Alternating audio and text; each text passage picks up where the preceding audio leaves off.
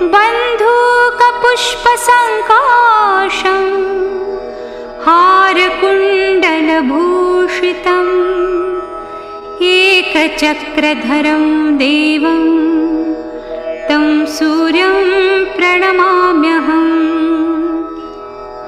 तं सूर्यं जगत्कर्तारं महातेजप्रदीपनं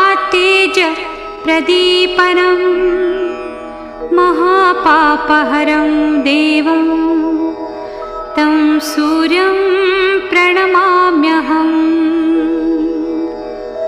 तं सूर्यं जगतां नाथं ज्ञानविज्ञानमोक्षदं महापापहरं देवं तं सूर्यं प्रणमाम्यहम्।